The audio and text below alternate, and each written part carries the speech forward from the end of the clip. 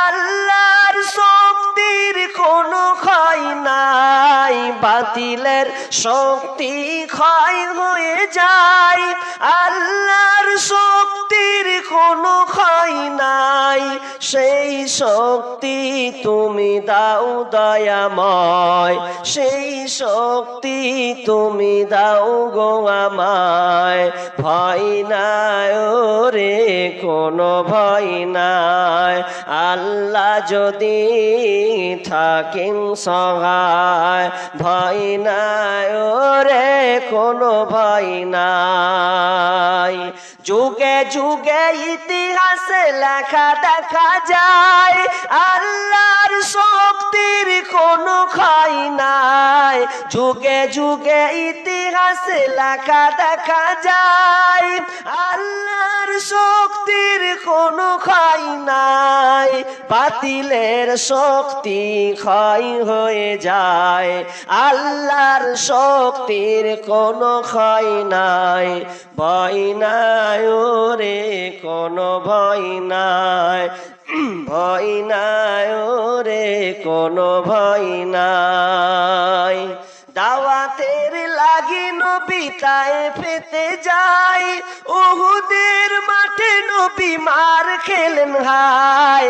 দাওয়াতের লাগি নবী তায়েফেতে যায়, উহুদের মাঠে নবী মার খেলেন হায়। ধৈর্যের শেষে গুণে এলো বিজয়, ধৈর্যের গুণে শেষে এলো বিজয়। ভয় নাই ওরে কোনো ভয় নাই, আল্লাহ যদি থাকেন সহায়। ভয় নাই ওরে কোনো ভয় নাই। দুনিয়ার খেলা ঘরে এসে চুহাই, মরণ তো একদিন ধরবে তোমায়। দুনিয়ার খেলা ঘরে এসে চুহাই, মরণ তো একদিন ধরবে তোমায়। তাহলে তোমার আর দেরি কেন ভাই, তাহলে তোমার আর দেরি কেন ভাই। ভয় নাই ওরে কোনো ভয় নাই, আল্লাহ যদি থাকেন সহায়। ভয় নাই ওরে কোনো ভয় নাই। দুনিয়ার জেল জুলুম ক্ষণেকের হয়, আখিরাতের জেলের কিন্তু কোনো সীমা নাই। দুনিয়ার জেল জুলুম ক্ষণেকের হয়, আখিরাতের জেলের কিন্তু কোনো সীমা নাই।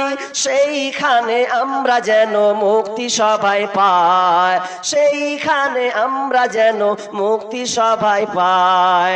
ভয় নাই ওরে কোনো ভয় নাই, আল্লাহ যদি থাকেন সহায়।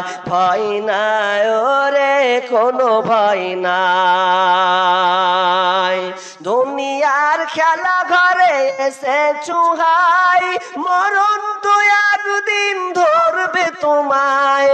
তাহলে তোমার আর দেরি কেন ভাই, তাহলে তোমার আর দেরি কেন ভাই। ভয় নাই ওরে কোনো ভয় নাই, আল্লাহ যদি থাকেন সহায়। দুর্গম গিরিপথ পাড়ি দিয়ে যায়, দুর্গম গিরিপথ পাড়ি দিয়ে যায়। ভয় নাই ওরে কোনো ভয় নাই, আল্লাহ যদি থাকেন সহায়। ভয় নাই ওরে কোনো ভয় নাই। লিল্লাহি তাকবীর। কইলো ভাই এতটি লোক বসে আছে, এর মাঠ হলে যে কি হতো আল্লাহ জানে। যেটা ইউটিউবার তো একদিকে হয়ে আছে, এদের দিলে তো এদের পাওয়ারে উঠে যাবে নাকি। দেখি সবাই বলে না সব চুপ, যেন ভয় চুমকে সব ছেড়ে ছুড়ে পালে আসে। লিল্লাহি তাকবীর হলো। আচ্ছা কে কে বিয়ে করনি? কেমন পাওয়ারে দিলে তোমরা? বুঝলে গে বিয়ে হয় না, পাওয়ার নেই তো কি করে বিয়ে হবে? তো যাই হোক, উপস্থিত সম্মানীয় আজকের এই জলসার স্বনামধন্য সভাপতি মঞ্জুর ভাই, আজকের মাইকটা ভালো লাগলো না। সেদিনকে এসেছিলাম, মাইকটা খুব সুন্দর ছিল, কোথায় যে গেল মঞ্জুর ভাই? আজকের মাইকটা খুব জোরাল নেই। এখানে কোন জায়গা আশেপাশে ছিলাম, মাইকটা খুব সুন্দর ছিল। আজকের এই জলসার স্বনামধন্য সভাপতি, মঞ্চে উপবিষ্ট ওলামা ইকরাম, দূর দূরান্ত থেকে আগত সম্মানীয় অতিথিবৃন্দ, আমার সম্মুখে বসে থাকা দিনদার ইমানদার মুমিন ভাই সকল, এবং পর্দার অন্তরালে বাম দিকে রত থাকা শিক্ষিতা মা ও বোনেরা, প্রথমে সেই মহান মুনিবের দরবারে প্রশংসা করি যে মহান মুনিব আমাদেরকে এক মসজিদ কেন্দ্রিক একটি ইসলামী সভার মাধ্যমে কোরআন ও হাদিসের আলোচনা শোনা ও আমলের উদ্দেশ্যে যিনি আমাদেরকে তৌফিক দান করেছেন, সেই জন্য মহান মুনিবের দরবারে আমরা আল্লাহর শুকরিয়া আদায় করি, বলি আলহামদুলিল্লাহ। অতঃপর শান্তি বর্ষিত হোক সকল নবীদের উপর, বিশেষ করে আমাদের শেষ নবী জনাবে মুহাম্মদুর রাসূলুল্লাহ, আমরা সকলে বলি সাল্লাল্লাহু আলাইহি ওয়াসাল্লাম। আমি আপনাদের সম্মুখে মহাগ্রন্থ আল কোরআন থেকে কয়েকটি আয়াত এবং বুখারী হাদিসের একটি হাদিস আপনাদের সামনে পরিবেশন করেছি। আয়াত ও হাদিসকে সামনে রেখে আজকে আমার আলোচ্য বিষয় সবর, সদ বা র, সবর। সবর শব্দের অর্থ হচ্ছে ধৈর্য, ধৈর্য রাখা, অবিচল থাকা। ধৈর্য মানে আরো বুঝায় সবরে কন্ট্রোল করা, নিয়ন্ত্রণ করা, অটল অবিচল থাকা। এক কথায় সোজাভাবে বলতে গেলে সহজ করা। এই সবর সম্পর্কে আমার যত আলোচনা আছে তার মধ্যে আজকে আমার এটা নতুন টপিক। জানি না আজকে কত সুন্দর করে আপনাদের ফুটাতে পারবো। আল্লাহ যেন আমাকে বলার তৌফিক দান করেন, সকল বলুন আমিন। সবর, আল্লাহ সুবহানাহু ওয়া তাআলা সবর সম্পর্কে আমরা যেমন কোরআনে যাকাত এবং সালাত, নামাজ, যেমন নামাজের ব্যাপারে আমরা জানি যে আল্লাহ সুবহানাহু ওয়া তাআলা 82 অধিক বা 82 জায়গায় সালাতের কথা বলেছেন, ঠিক তেমনি ভাবে সবরের আলোচনা কোরআনে আল্লাহ সুবহানাহু ওয়া তাআলা 90 বার ব্যবহার করেছেন। তাহলে সালাত, সবর, ধৈর্য কত গুরুত্বপূর্ণ একটা বিষয়।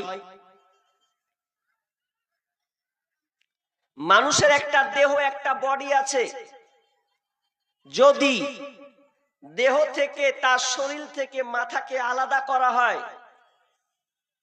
তাহলে শরীর যেমন টিকবে না, থাকবে না অচল, ঠিক তেমনি ভাবে ঈমানের পরে পরে সবর থাকতে হবে। সবর, ধৈর্য যদি না থাকে তাহলে ওই ইবাদতটাও অচল। সবর কত গুরুত্বপূর্ণ একটা ইবাদত যে আল্লাহ সুবহানাহু ওয়া তাআলা বান্দাদেরকে বলছেন তোমরা কাজ করবে, ইবাদত করতে গিয়ে, আমল করতে গিয়ে তোমরা সবরকে নাও, কারণ সবরবিহীন কাজটা কোনোদিন সাকসেস হবে না। সবর কত গুরুত্বপূর্ণ জিনিস। শেখ সাদি আলাইহির রহমা তিনি বলছেন যে যারা ধৈর্যহীনতার পরিচয় দেয়, যারা কাজ করতে গিয়ে তাড়াহুড়ো করে, তার মানে সে ঘোড়ার মতন ব্যবহার করে। একটা ঘোড়াকে যখন দ্রুতগামী ঘোড়াকে ছেড়ে দেওয়া হয় তো শেষ পর্যন্ত ওই ঘোড়াটা একটু হাঁপাতে হাঁপাতে হাঁপাতে হাঁপাতে ক্লান্ত হয়ে যায়, কষ্ট হয়। কিন্তু উট এমন একটি প্রাণী, এমন একটা চলমান গতিতে সে চলে, ধীর স্থির ভাবে চলতে চলতে চলতে শেষ ধৈর্যের সাথে শেষ পর্যন্ত শেষ গন্তব্যে পৌঁছে যায়। তাহলে সবর কত দামি জিনিস। যেই জিনিসে সবর বেশি সেই জিনিসে মজা তত বেশি। বিশ্বনবী বলছেন যেই আমাল করতে গিয়ে সবর বেশি করা লাগে সেটাতে তার ফলাফল বেশি আছে। যেখানে ধৈর্য রাখতে হয়, কষ্ট হয়, সেখানে তার ফলাফল বেশি ভালো আছে। আপনাকে আমি প্রাকৃতিক কিছু দেখাই। আপনি যে ধান কাটেন, যারা চাষি আপনারা ভালো বুঝবেন, ধান কাটার সময় 4 মাস হয়, আর 4 মাস যখন অতিবাহিত হয়ে গেল তার মানে কি ও পেকে যায়, কেটে দেন, ওকে আবার বাঁধেন, তারপর আপনি ওকে মেশিন থেকে আপনি তার ধানগুলোকে খড় থেকে আলাদা করে দেন। তো কদিন লাগে? মিনিমাম 4 মাস। তাহলে 4 মাস আপনাকে ধৈর্য রাখতে হবে। ঠিক তেমনি ভাবে একটা আমের চারা লাগাবেন, আপনি যদি মনে করেন আমি ফল খাবো, তাহলে আপনাকে মিনিমাম 3 থেকে 4 বছর অপেক্ষা করতে হবে, এরপরও আপনাকে ফল দেবে। তাহলে এতটা ধৈর্য রাখতে হবে। ঠিক এ হতে হতে হতে আমরা দেখতে পাই যে তালের গাছগুলো বেড়ে উঠে, তো কতদিন লাগে জানেন একটা তালের গাছ মানুষ হতে? মিনিমাম ওকে স্ট্রং হতে, ভালো পর্যায়ে পৌঁছাতে একটা তালের গাছকে মিনিমাম 12 বছর লাগে। আর ওই 12 বছর 13 বছর যখন হবে, এরপরও আপনাকেও ফল দেবে, তাল দেবে, আপনি খেতে পাবেন। তার মানে বোঝা যাচ্ছে যে জিনিসের ধৈর্য বেশি ও জিনিসের মজা তত বেশি আছে। আমি কিছু ভূমিকা নিলাম। এবার আল্লাহ সুবহানাহু ওয়া তাআলা ধৈর্যের ব্যাপারে দুটা দিক বর্ণনা করেছেন, যে দুটি আয়াত আমি আপনাদের সামনে সূরা বাকারা থেকে পরিবেশন করেছি। আল্লাহ তাআলা সবরকে 2 ভাগে ভাগ করেছেন, কিন্তু কোরআন এবং হাদিস অনুযায়ী মুহাদ্দিস کرام যেটা সবরকে ভাগ করেছেন সেটা হচ্ছে 3 ভাগে। ওটা কিছুক্ষণ পরে বলবো ইনশাআল্লাহ। প্রথম সবর, যেখানে সবর নাই সেখানে তার ফলাফল ভালো নাই, যেখানে সবর আছে সেখানে তার কল্যাণ আছে। এবার আল্লাহ সবরের ব্যাপারে কি বলছে এটা আমাকে জানতে হবে। বিসমিল্লাহির রহমানির রহিম। ওয়াস-সাবিরিনা ফিল বাসাই ওয়াদ-দাররাই ওয়া হিনাল বাস উলাইকাল্লাযীনা সাদাকু ওয়া উলাইকা হুমুল মুত্তাকুন। এটা একটা সবর। আরেকটা সবর কি? বিসমিল্লাহির রহমানির রহিম। উলাইকাল্লাযীনা ইশতারাউল যালালাতা বিল হুদা ওয়াল আযাবা বিল মাগফিরাতি ফামা আসবারহুম আলান নার। এক নাম্বার আল্লাহ সুবহানাহু ওয়া তাআলা কোরআনের সবরকে দুইটা ভাগে ভাগ করলেন। এক নাম্বারে বললেন ওয়াস-সাবিরিনা ফিল বাসাই ওয়াদ-দাররাই ওয়া হিনাল বাস। আল্লাহ সুবহানাহু ওয়া তাআলা সবরের আলোচনা করলেন। একটা সবর, ওই সবরে ওই ধৈর্যের পূর্ণতা আছে, কামিয়াবি আছে। ওয়াস-সাবিরিনা, যারা সবর করে, ধৈর্য ধারণ করে। আর ওই সবর ধৈর্য ধারণে তার উপরে বিপদ আপদ মুসিবত আসে, বিপদ আসে, মুসিবত আসে এবং সে কষ্টের সঙ্গে যুদ্ধ করে। আর এগুলো যখন তার উপরে যখন আসে, আর এগুলো আসার পর, আপনার বিপদ আপদ আসার পর যদি বান্দা ধৈর্য করে, ধৈর্য ধারণ করে, ওয়াস-সাবিরিনা ফিল বাসাই ওয়াদ-দাররাই ওয়া হিনাল বাস উলাইকাল্লাযীনা সাদাকু ওয়া উলাইকা হুমুল মুত্তাকুন। আল্লাহ বলছেন তাহলে ওই লোকেরা হলো সত্যবাদী আর ওরাই হলো মুত্তাকি। অপরদিকে আল্লাহ বলছেন উলাইকাল্লাযীনা ইশতারাউ যালালাতা বিল হুদা ওয়াল আযাবা বিল মাগফিরাতি ফামা আসবারহুম আলান নার। আল্লাহ সুবহানাহু ওয়া তাআলা বলছেন যারা উলাইকাল্লাযীনা ইশতারাউ যালালাতা বিল হুদা, যারা আপনার হেদায়েতের পরিবর্তে, আপনার কিনা সঠিক রাস্তার পরিবর্তে যারা গুমরাহিতাকে বেছে নিল, পথভ্রষ্টতাকে যারা বেছে নিল, বেলাইনকে যারা বেছে নিল এবং তারা মাগফিরাতের পরিবর্তে আযাবকে ক্রয় করে নিল, আযাবকে আপনার কিনা কিনে নিল, আল্লাহ বলছেন ফামা আসফারাহুম আলান নার, তাদের ধৈর্যের জায়গা, তাদের ধৈর্যের জায়গা হলো জাহান্নাম। কথাটা একটু খুলে বললে বুঝতে পারবেন কেমন। ধরলেন আপনার এখানে সব বসে আছেন, আপনাদের একজন এই গ্রামের একটা আলেম, মুলবি, ইমাম যেই বলেন, সে আপনাদেরকে নিয়ে বসেছে গ্রামটাকে ভালো করে একটা ভালো পর্যায়ে নিয়ে যাওয়ার জন্য। উদাহরণ দিচ্ছে আপনাকে। এবার সে ইমাম আপনাদেরকে জিজ্ঞাসা করছে, রে ভাই কে কে নামাজ পড়বে হাত তুলো আজ থেকে। তো সবাই হাত তুলছে না, কিছু কিছু যারা পড়ে ওরা তুলছে, বা হয়তো একটু ভালোবাসার খাতিরে কিছু লোক উঠিয়ে দিল, যাক আজ থেকে নামাজ পড়বো, হাত তুললো। 100টা লোকের মধ্যে 50 জনের হাত উঠলো যে নামাজ পড়বো। ইমাম বলছে নামাজ পড়বি, তো নামাজ পড়তে গেলে তো কষ্ট হবে, হোক গা, কষ্ট হলেও পড়বো। আচ্ছা তোমরা রোজা রাখবে? মা রাখবো না মানে, রোজা কি ছাড়া যায় না? তো রোজা রাখবে, এত গরম তাপে সহ্য করা যাবে? 42-43 ডিগ্রি তাপমাত্রা। বলছে না তাও রাখবো, অসুবিধা নেই, রোজা করবই। আচ্ছা মেয়েদেরকে বলছে আচ্ছা তোমরা যে বেপর্দায় করছো আজ থেকে পর্দা করবে? তো বলছে হ্যাঁ পর্দা করবো না কেন, করতে বাধ্য, পর্দা করতে হবে, আজ থেকে পর্দা করব। একটা গ্রুপ 50 জন তারা বললেন যে নামাজ পড়বো, কষ্ট হোক হোক গা, রোজা রাখবো কষ্ট হবে হোক গা, পর্দা রাখবে গরমে নিজেকে ঢেকে রাখবে, এটা কষ্ট হবে কষ্ট হোক গা। মেয়েরা বলছে আমরা পর্দা করব, দেখা দরকার নাই, পর পুরুষকে দেখাবো না। এরা মেনে নিল।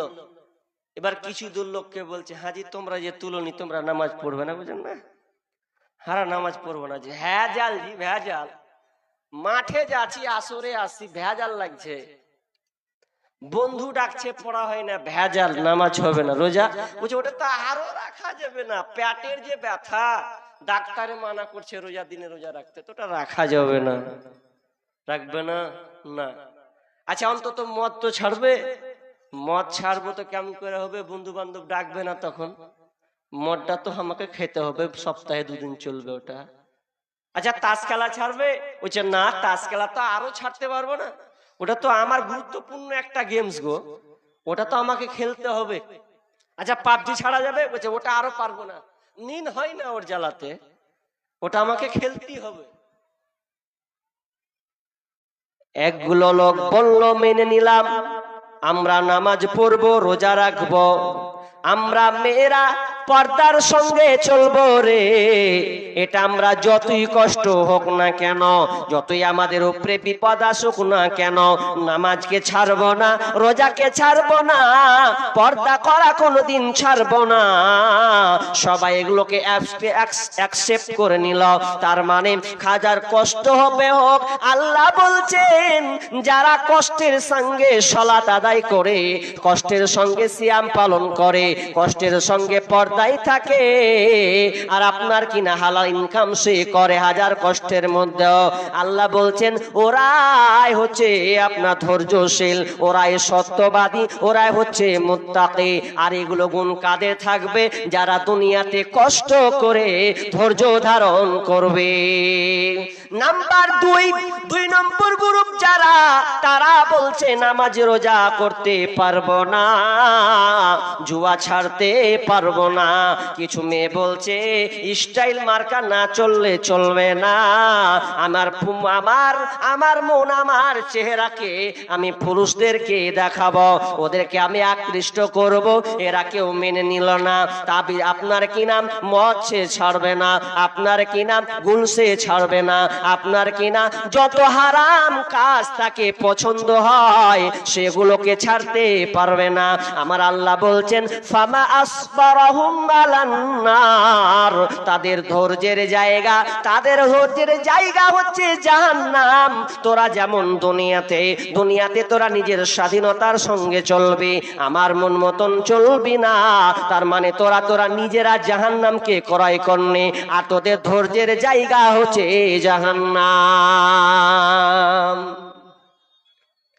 একজন দার্শনিক বলছেন दुनिया में अगर रब चाही चलोगे तो आखिरत में मुनचाही चल पाओगे।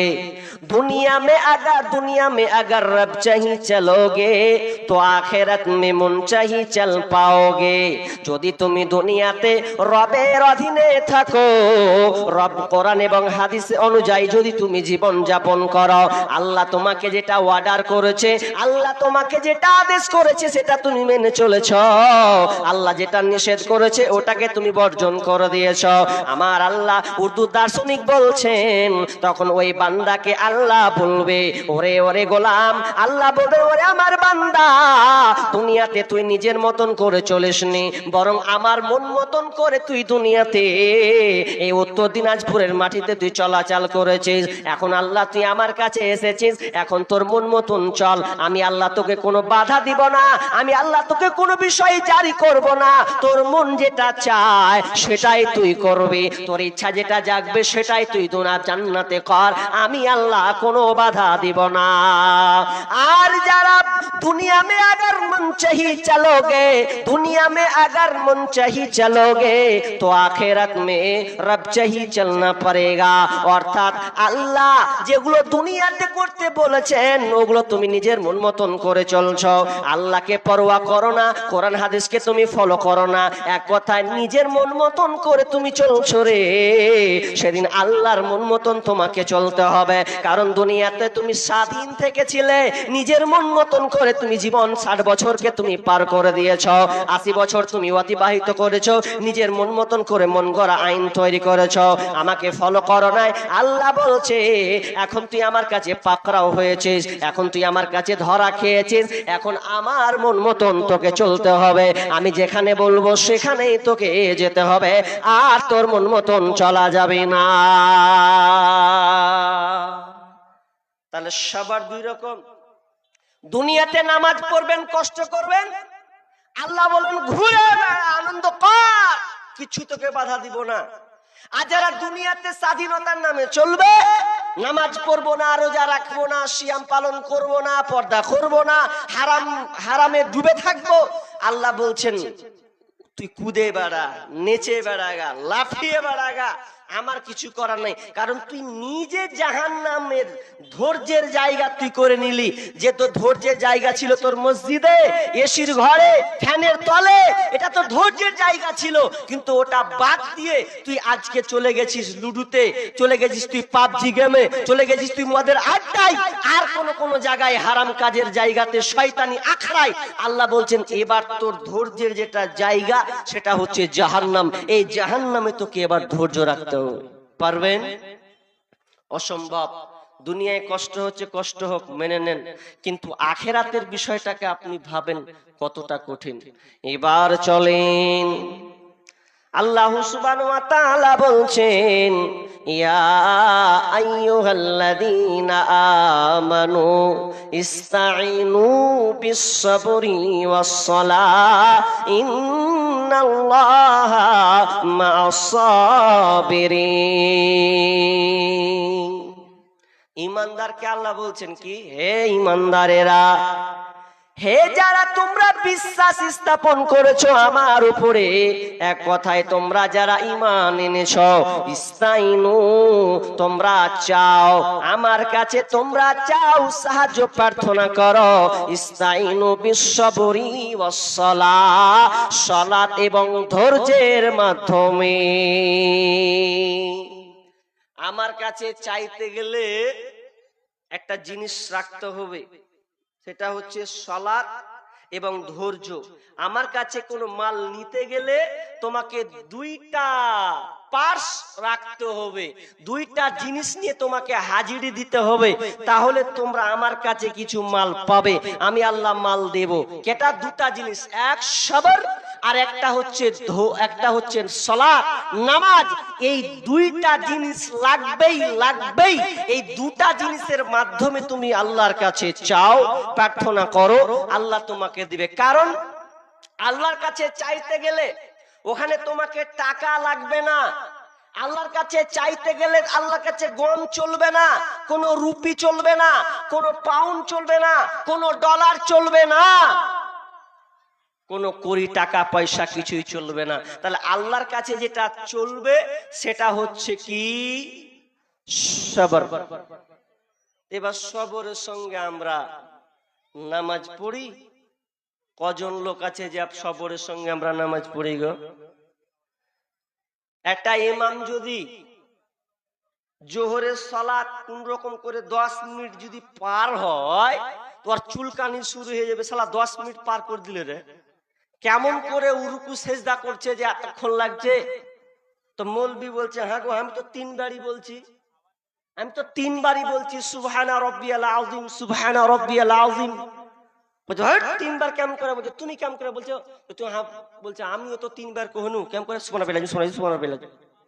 ওই এক শ্বাসে 3 বার মেরে দিলেও কেমন করে হয়? তো হবে না। নামাজের মধ্যে আপনাকে ধৈর্য রাখতে হবে, ধৈর্য নাই। আর ধৈর্য না থাকলে আপনার সালাত আল্লাহ কবুল করবেন না। ধৈর্যবিহীন সালাত আল্লাহর কাছে কোনো মূল্য থাকে না, মূল্য থাকবে না। যেমন দুনিয়াতে আপনি কোনো কিছু কিনতে গেলে যেমন আপনাকে টাকা লাগবে, টাকা দিবেন তো মাল পাবেন, যদি আপনি টাকা না দেন তো আপনাকে মাল দেবে না। আগে সময় ছিল মানুষ বিনিময়ের উপরে বিনিময় করত, এই দিলাম সেই দাও, একটু ধান দিলাম তুমি আমাকে গম দাও, বিনিময় চলতো। কিন্তু এখন আর ওটা নাই, তোমার কাছে টাকা আছে মাল লাও, টাকা নাই তো তুমি মাল পাবে না, চলে যাও। তারপরে টাকার দুনিয়াতে কতটা দরকার? টাকার অবশ্যই দরকার আছে। টাকা ছাড়া কেউ আপনাকে ভালোবাসবে না, বাসবে গো? বাসবে না। টাকা মূল্যহীন। আপনার টাকা নাই তো আপনার কোনো সার্থকতা নাই, আপনাকে কেউ পছন্দ করবেন না। বলে মা ভালোবাসবে, ধুর মিথ্যা কথা, মাও ভালোবাসবে না। আচ্ছা না বাসুক, আমার বিবিটা তো ভালোবাসবে, ছি, বিবিটাও ভালোবাসবে না, মাথা খারাপ। ইনকাম যদি আপনি না করেন তো আপনার চেহারা দেখে জীবন যাপন করবে, তাহলে আপনাকে টাকা লাগবে।